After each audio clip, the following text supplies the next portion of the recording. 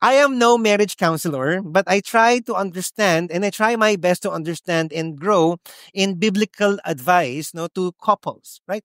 And so one thing I am learning is that in marriage, we have to resist stagnation. Can you say that to your spouse? We have to resist stagnation. Sige, how many of you are happily married here? Raise your hands. Okay, pakisabi sa katabi mo, okay? Para marinig ko naman yung mga boses ninyo, di ba? So, we have to resist stagnation. Come on, sabi mo asawa mo. We have to resist stagnation in relationship. That relationship should flow and grow, okay? By repeating the basics in relationship, we grow deeper. By repeating the basics, we grow deeper and deeper. You cannot just say, I love you. But you have to have communication. You have to have time together and you have to have some sacrifices. Are you here? Kailangan meron po yun so that that relationship will grow. And those are basic things. Hindi po advanced yung communication. Hindi po advanced ang time together. And you don't need to go to a school of marriage so that you can have time together. It's basic. Say basic. And also, there are some foundational acts that we need to do in our marriage, like forgiveness, serving one another, and encouraging one another. Han, napakagaling mo naman. Han, napakagwapo mo naman. Kailangan yan ng mga guys. Okay, so we need to do that. Those are fundamental and basic things. And as we go through life, may mga new challenges yan. Like pandemic, when you have a kid, or kids, diba? Those are new challenges in life. Financial challenges or transition in life. Even though you have milestones in life, you still have to go to the basics. Communicate, time together, sacrifices, forgiveness, serving one another, and encouragement. And as you do the basic, we grow deeper, deeper, and deeper in relationship. Repeat the basic, we grow deeper. That's First John. First John is about repeating a lot of themes and topics there. And one of the topics there was love one another. From chapter 1 to chapter 5, paulit-ulit lang po talaga. Love one another, love one another, love one another. But by repeating the basic, we grow deeper in understanding it and also in practicing it. In fact, in 1 John chapter 1 verse 5, ang theme niya is loving God means we keep His word. Loving. Pagdating sa chapter 2, loving another person is living in the light of God. We're not living in darkness anymore. We're living in the light of God. Love one another. Pagdating mo sa chapter 3, loving one another is a spiritual identity. How many of you here are followers of Jesus Christ? Raise your hands. And therefore, loving one another should be a natural response. And that was also said in chapter 4. And then he concluded that today as we talk about in our last series of Love Like His. In verse 20, sabi ni John, whoever claims to love God yet hates a brother or sister is a liar. How many of you are sit beside someone who is a joke lang, hindi na po, wag na po, 'di ba? For whoever does not love their brother and sister whom they have seen cannot love God whom they have not seen. Now, in our context today, here in this modern day and age, what do we mean by hate? When we say hate, it's like extreme, supreme dislike to that person that in your mind, you're killing that person in your mind. Ayaw mo na sa kanya talaga. Wala ka nang pakialam talaga sa buhay niya. Gusto mo na siyang durugin sa utak mo. Kasi nasaktan ka talaga. How many of you hate somebody today? Kasi wag na. How many of you nag-hate na kayo ng tao before? Raise your hands. So, konti lang talaga, no? Yung iba, grabe loving kayo. Amazing. Amazing. Let's be honest again, okay? Kasi nasa church tayong lahat. How many of you nag-hate na kayo before? Yes, di ba? For example, yung mga politicians na corrupt, di ba? Parang, di ba, nakakaasar talaga, di ba? Tapos sisirain ng magandang daan. Anong ginagawa sa daan na to, di ba? So, you become, anyway, ayoko magsalita. So, sabi sa 1 John chapter 3, verse 15, everyone who hates his brother is a murderer. By the way, the context of 1 John is he was talking about the church. Ang kausap ni John dito yung church. So, when you hate your brother or sister, it's actually murdering that person. Are you here? And that's why John said you cannot say, I love God, I worship God, I honor God, and then you don't love one another. However, that's how we think about hate. Pero according to theologian John Stott, he said there that hate here doesn't always mean active hostility, but can also mean apathy, indifference, or failure to love. What do you mean by apathy? Joke lang, di ba? Okay. Alam nyo, ha? So, when you say apathy or indifference, wala akong pakialam sa'yo, hindi kita iintindihin. It's failure to love. I mean, again, the context is loving one another in the church. But it could also spill over, most importantly, of course, to your family members, your friends, the people around you. Are you here? And sometimes we can be apathetic to one another here. You could be attending the church pero wala kang pakialam sa mga tao dito. Bahala ka, aatin lang talaga ako dito. And sometimes we have a consumer mentality. Basta, pastor, i-bless mo ko ng word mo, ha? Basta dapat yung worship team, para kang sa X Factor, dapat magaling kayong kumanta lahat. Kasi it's about you, and you. Pero wala kang pakialam sa church members. Are you here? And then, another thing about hate here is refusal to love or choosing self-interest over love. It's about yourself. Yung interest mo lang. But you don't want to get out of your comfort zone to serve that person or to love another person. And then it gets deeper. Neglecting or withholding love. Ibig sabihin ng hate. So if that's the meaning of hate in its original form, in Greek form, have we hated someone here before? Have we extended love? Have we withheld love? Have we become apathetic? Or we are just church attendees here? Amazing. Amazing talaga ang word. And then he said, for whoever does not love their brother and sister whom they have seen cannot love God whom they have not seen. Look at the person seated next to you. Nakikita mo ba yan? Look at that person. Mag-participate kayo. Okay, so look at that person. Nakikita mo ba yan? Left and right. Back and forth. You see that person because that's a human being, a live human being. And the Bible says, and John said, if you say you love God, but then you don't love your brother and sister in the context that I said earlier, you cannot say that you really love God whom you do not see. What do you mean by this? What John was saying is this, that the visible expression of God is when you love the person seated next to you. When you're mindful, when you care for that person, when you serve that person, that's the visible expression of God. Because we cannot see God, but the way we can see God here is when we love one another. And so, therefore, not loving others, not getting out of your comfort zone to love that person is more than a relational issue or a personality issue. It's an issue with relationship with God. The question is this, how's your relationship with God today? Is there sin? Is there unforgiveness? Are you walking with God? Because it may be spilling over and that's why we're not loving each other here.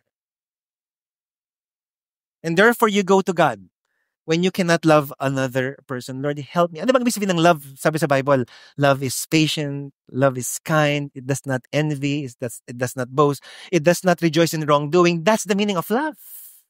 Are we extending that love? Are we extending patience? Are we extending kindness? Are we extending gentleness? That's love. A theologian once said, love is an obligation, not an option. You cannot just, ay, magaling si Stephen magsalita, I'm gonna love Stephen. Ay, ang galing ni Lex din, may salamin pa, I'm gonna love. Bakit nilaman na salamin? Di ba? Ang galing ni Criso, meron siyang headphone ngayon, love ko siya. But ito, hindi ko ito mamahalin. No, it cannot be like that. It should be everyone. We love one another. Pakasabi nga sa katabi mo, I love you. Yeah, mga single, come on, pagkakataon ng single, okay?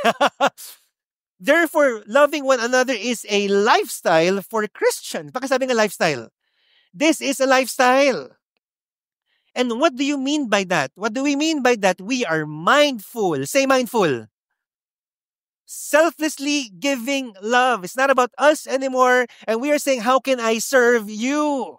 How can I pray for you? Not withholding love. Now you are aware, you are mindful. What do I mean by this? Let's make it deeper para lalo na mas maintindihan.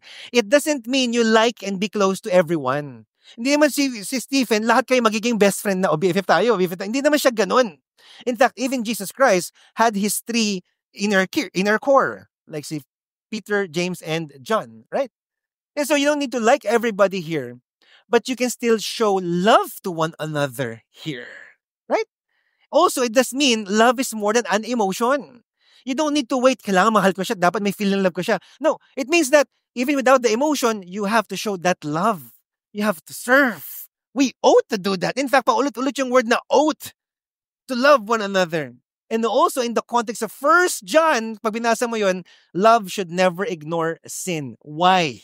Because as Christians, as brothers and sisters, we are going to help one another walk in the light of God. And so if you see that person living in darkness, brother, mali yan. Huwag ka rin ma-offend. Ano ba yun? Judgmental ka. Nakita ka nagkasala na eh. Okay? We are here to extend that love by correcting one another. Yun po yung context ng 1 John. Kaya sinulat ni John yun kasi yung mga Christian nagkakasala na. And if we love one another, and if you love your spouse, if you love your child, if you love your friend, we are gonna say the right things. We're gonna be honest with them. Are you here? There. And therefore, love is a commitment to seek the good of others. And so when you come here next week again, ang goal natin, I want the best for you. I want the good for you. And that's why we challenged you last week to be part of our serve team, because that's one of the ways where we can show love for one another. Now, here's my question. Is this easy? No, this is hard. This is hard because most often than not, we just want to be with ourselves. Gusto natin mag-church lang talaga. We have nothing to do with one another here. Kasi busy nga tayong mga tao. Marami tayong mga issues sa buhay din naman. And that's valid. But is that ultimately true when the Word of God is telling us to love one another? How can we do this? John gave us encouragement. And then he said, he gave us reasons why we can love like this and not hate each other. Because, number one, it's only Christ that fuels us to love. It's only Christ that fuels us to love. Sabi sa verse 19, we love because, what? Because love us. Pati po sa Cinema 3, pwede kayo magsalita, no? Nakikita ko kayo sa puso ko. Okay. Okay. The reason why we can love is because the cause is God. If you're just drawing powers to yourself, mauubusan ka talaga ng pagmamahal. So dapat galing sa Diyos yung pagmamahal na yan. We are able to love because He is the source of love. Kaya nga sabi sa verse 8, anyone who does not love does not know God because God is love. We can love because it's the very nature of God to love. He is full of love. He is the source of love. And what's the proof of that? Trinity is the proof of that. That's why in the Trinity, there's the Trinitarian love. We believe in one God, 3 persons, and God the Father, God the Son, God the Holy Spirit has been loving each other since past eternity. And when you say the Trinity, love has been there since the love that they have was eternal love, is eternal love. Ang tagal na po na nagmamahalan. Perfect love. According to Tim Keller, he describes this as a dance. They're dancing in one beat, dancing in harmony, dancing in love. And here's what Jesus did. He extended that love to you, to us. What does it look like? It is not the Trinity and you. It's actually the Trinity and everyone in Christ. And Jesus extended that sama ka, that you may be poured with so much love. Sama ka din dito. Sama ka po. Yan. And then, I will pour so much love to you. And when did that happen? When Jesus died for us, sacrificed Himself for us. This is the very love that He gave to us and keeps giving to us. Hindi lang sapat, pero umaapaw na pag-ibig. Mga kapatid, sa tao po, pagmamahal ay nauubos. Pero sa Diyos, lubos. And therefore, sometimes if you feel like nauubos ka na pagmamahal sa asawa mo, Lord God, help me to love my husband. Help me to love this person, Lord God. Help me to love my boss, Lord God. And the love of God will fuel you, enable you, empower you, energize you to love again. Second, because we are children of God. The reason why you can love is because we're children of God. Ano ibig sabihin nito? Sabi sa chapter 5 verse 1, everyone who believes that Jesus is the Christ has been born of God. And everyone who loves the Father loves whoever has been born of Him. When you say born of God, everyone who believes in Jesus is the Savior. But it's not because of you. It's because of Him. That's why you were born of God. My third child is Misha, kaya na she's turning 7 months old na. And she's actually crawling na pala. No? Grabe, grabe talaga. It's amazing to see children no, grow up. But, she came from us, sa amin ni Venua. She did not choose us. Ay, ang gusto kong tatay, hindi kayo. Hindi naman siya ginawa, wala naman siya kapangyarihan nun, di ba? Pinanganak siya, Misha Kiana. Di ba ganun lang yun? Kami na yung tatay tsaka nanay niya. It's the same thing with us Christians. The reason why, when you say we're born of God, is because of Jesus Christ. That's why we were born of God. Now, anong itsura nun? Para maintindihan natin yun, first we have to understand that we were sinners. How many of you are sinners? Raise your hands. Thank you for being honest. We're enemies of God. We're offenders of God. Even fact, kahit Kristiyano na tayo, minsan nakaka-offend pa rin tayo kay God. Tama ba? How many of you in-offend nyo si God this week? Raise your hands. Kaninang umaga. Okay. So, we're offenders. And you need to understand we are sinners in need of God's grace. Grasya ng Panginoon. And by God's grace, we're forgiven, we're saved, accepted, and adopted in His family. What's the point? The point is this. Hindi tayo kamahal-mahal sana pero minahal pa rin tayo ng Diyos. Lahat tayo nakatanggap ng pagmamahal, pare-parehas lang tayong nakatanggap ng biyaya. Baka sabi nga sa katabi mo, parehas lang tayo. What do you mean by that? Let's get deeper. How many of you bumagsak na kayo sa exam? Dami, yes, honest. How many of you yung buong class nyo bumagsak na sa exam? Yes. Tapos anong feeling yung lahat? Masaya? Okay. Masaya kasi lahat tayo babagsak, buti na lang, di ba? But at the same time, dread. Babagsak tayo sa finals. May teacher ka, sobrang gracious. Anong ginawa? Kasi yung grade, anong pinakamababang grade? 5, 5, di ba? Yung grades yung hindi 5, 8. Ganun kababa talaga. May grasya yung teacher nyo. Anong ginawa? Ginawang, hindi lang 1 yung grade nyo lahat. 0. Okay, anyway, so, the point is this. Lahat kayo pinasa. Kasi nangyari na rin sa akin yun eh. Nung lahat kayo pinasa, ano na feel yung lahat? Meron kayong collective gratefulness. At dahil meron tayong collective gratefulness, anong feeling nating lahat? We just pass because of the grace of our teacher. So hindi ka pwede magmalaki. Ako pasado ako ako rin naman eh. Di ba? And therefore, the same grace na binigay sa ating teacher natin, parang pare-paresan tayo. Ay, pasado ka rin. Oo nga, wow, sige. Nagmamahalan kayo lagi. Lalo na sa grasya ng Panginoon. Kasi tayo hindi tayo babagsak. Impyerno lahat tayo. At dahil lang sa grasya ng Panginoon, naging anak tayo ng Diyos. And because we're children of God, shouldn't we extend that same grace that God has given to us? That's the point why we can love one another. When we understand the gravity of God's grace and love for us, we became children only by God's grace. And therefore, it should be easy for us to say, how can I serve you? What can I pray for you? Now we become more mindful kasi parehas lang tayong may grasya ng Panginoon. Last, because of His commandments. Kasi commandment na talaga to. Sabi sa verse 3, chapter 5, verse 3, for this is the love of God that we keep His commandments. And His commandments are not what? Burdensome. Now, pag sinabing commandments, ibig sabihin, there is a superior authority and that is God. One of the themes sa 1 John is that we're living in darkness before, but now we are living in light. Before, when you are not in God, you had a different authority. Darkness was sin and death was your authority. That's why we kept on sinning. But now, our authority is Jesus Christ. We are living in the light. And because He's the authority, He's the commander-in-chief of our lives. And therefore, He gives commandments.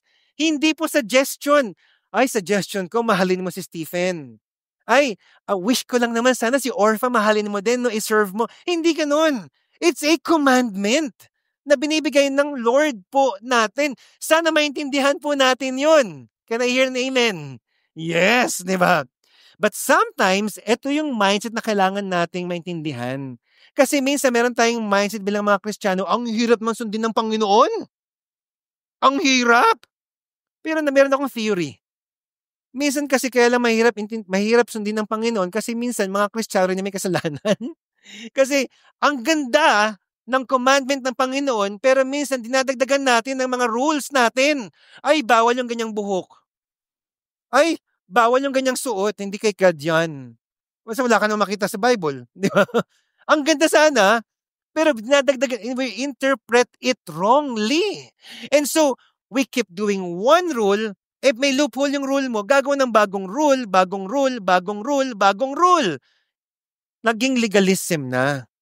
And because of that, minsan sasabihin natin, ay, ang hirap sundin ng Panginoon. Eh, hindi naman yun ang batas ng Panginoon. Ang batas niya, yun nasa Bible, na napakaganda. And sometimes in our day and age, nako, sikat po yung deconstruction. Kasi na-feel mo mali yung nasa church. Because of your feeling, gagawa ka ng sarili mong interpretation na po ngayon. Eh, hindi. Bumalik ka sa word ni God and let God form us. Are you here? The word of God's command is so beautiful. Why? Because it's so wise. It makes you wiser. How many of you merong katabing kailangan maging wiser? Yung asawa niyo.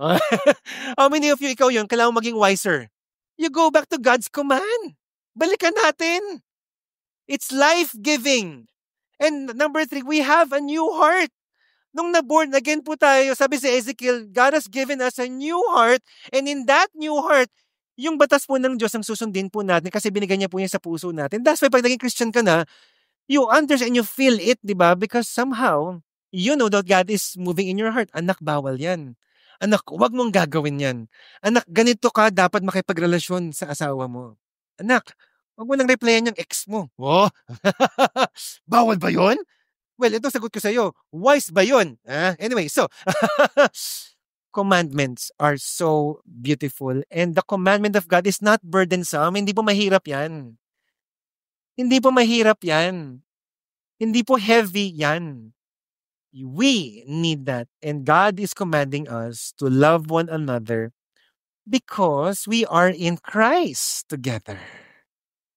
We've been saved by grace. God fuels us to love. That's why we can have the joy of obeying Christ, not to gain, but because we already gained. Sige na nga, Lord, magsiserve ako. Magmamahal na ako ng kapwa ko Kristiyano para i-bless mo ko. That's wrong. I'm gonna love one another here. We're gonna love one another here because you have loved me. I have encountered your love. This is my response. So it's not, it's challenging, but it's not impossible. Sabi nga sa katabi, paka-encourage ka na siya, hindi imposibleng mahalin ka. Really, it's not impossible to love one another here. When God fuels you to love, when that is your brother and sisters, yes, that's your brother and sister in Christ. And also, it's a commandment of God. And when those are the reasons, therefore you must, last but not the least, you must believe. Say believe. Let's believe. John chapter 5 verse 4. 1 John. For everyone who has been born of God overcomes the world. And this is the victory that has overcome the world. Our faith. Can you say the word faith? Faith. Kung naka Kristo ka na, matagumpay ka na. You're victorious. Pagkasabi nga sa katabi mo, you are victorious. Yung may passion. You are victorious. Because you're from victory. Joke lang. Okay, so, you are victorious. You are an overcomer. You are an overcomer. Yung matagumpay ka laban sa kasalanan, sa kapangyarihan ng kasalanan, sa consequence ng kasalanan. You are an overcomer. Paul said in Romans chapter 8 verse 37, no, in all these things we are more than conquerors through Him who loved us. Ano bang ibig sabihin ng world dito? Kasi sabi dito, we have overcome the world. Ano yung earth? Hindi po. The meaning of world here, according to theologian John Stott, is here. The world here is the organized system of evil that stands against God and His people. It includes sinful desires, sa atin mismo galing, false teachings, and worldly influences. Sinful desires. For example, yung ikaw mismo, sa'yo talaga galing to, ayaw mo talagang magmahal. Kasi selfish ka lang talaga and you're choosing comfort zone. Ayaw mag-forgive. Are you here? Ayaw ko magmahal, bahala ka sa buhay mo. Or maybe, Wala ka namang galit talaga, pero talagang comfort zone lang talaga. I think it's time for us to fight that, and we are victorious over sinful desires from now on. The second is false teaching. Ay nako, ang daming false teachings ngayon. For example, truth is whatever feels right for you. And you call that relativism. In relativism, what is right for you, what is true for you may not be right or true for me. That is wrong. Because there's absolute truth, and the absolute truth is the word of God. Are you here? So you cannot just believe, follow your heart. Ang ganda ng pagkakasabi sa social media eh. Good luck sa'yo. That's a recipe for disaster. And also worldly influences. And you see this in social media. Oh my gosh. Sometimes we get our love from the lot of likes, followers, from success, and a sana all culture. Right? Di ba? When you see your friend nasa Japan, sana all, and you feel like you're unloved by God kasi siya nabibless, ikaw hindi nabibless. And so you cannot give love anymore kasi the world is influencing you and a whole lot more. Nakita mo lang sa social media, pinaniwalaan mo na. You go back to the Word of God. The world is like a water current. The water current is just so strong. You could easily be swept away. Paniwalaan mo yun. Baka di ako makita sa camera. Okay, so, swept away. Okay, so, hindi siya gumagalaw eh. Okay, so, you could be swept away because of because of our selfish desires. Puro tayo lang, tayo lang, tayo lang. Sometimes false teachings, sometimes worldly influence. But the Word of God says, how many of you are glad that in Christ we are an overcomer? Come on. We are an overcomer. And therefore, we have to fight it in our minds. Hindi, magmamahal ako. Sometimes there is a temptation, ako lang uunahin ko, but we can still give love because it's a command of God. I'm a child of God and God fuels me to love and therefore kahit na yung water current ang lakas, hindi, magmamahal ako. Because I am now a new creation. And you can do that by what? By faith. Say faith.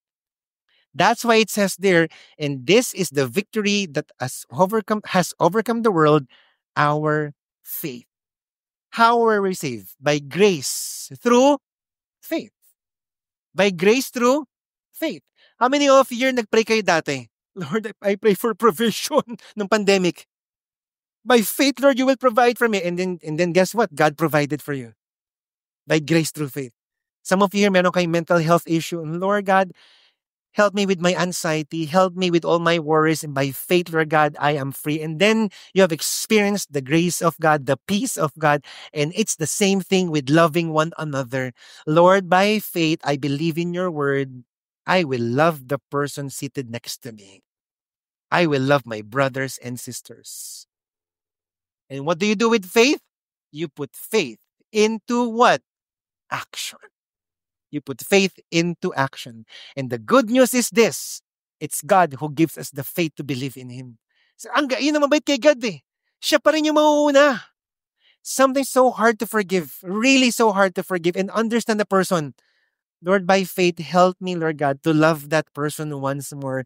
And as you step out in faith, grabe yung supernatural grace and power for you to love that person once more. So therefore, to live a lifestyle of loving people by faith, we just have to keep on loving people.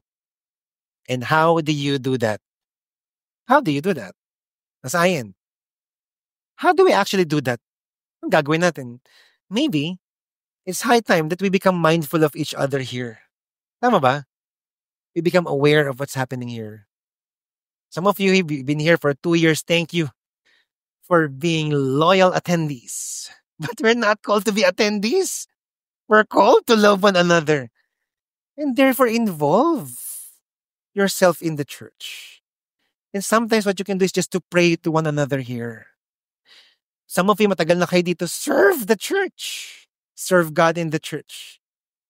I mean, seriously, if you have a talent for music, be part of the music team. Correct one another if need be. Eh baka may issue na yan, kausapin mo na talaga. Help one another, be mindful, or maybe help us evangelize Santa Mesa because that's a form of loving people. Or maybe help us in campus ministry. Lag-flag ng campus ministry. And by faith, believe that you can extend love.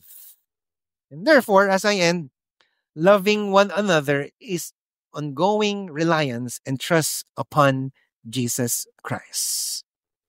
When we have a hard time loving each other here, I'm going to ask God, thank you for the love. Now help me to love one another beyond my emotion, beyond my personality, beyond my issues. Lord, help me to love another person. We know that we can do that on our own, but by God's grace, we can rely on His power for us to love one another. And when the world sees us loving one another, sila mismo maa-attract doon. Kasi we demonstrate the love of God to each other. Parang nandyan yung Diyos. And really, they cannot see God, but the visible expression of God is when the church love one another, help one another, pray for one another, extend help to one another. The world will see, yan palang ibig sabihin pag na kay Kristo. And you know what? It will be easier for us to preach the gospel to them. And before you know it, how many of you are in faith? We can reach thousands of people here in Santa Mesa. Come on. And before you know it, we'll have our own building one day. Come on. Okay? All right. So let's love one another.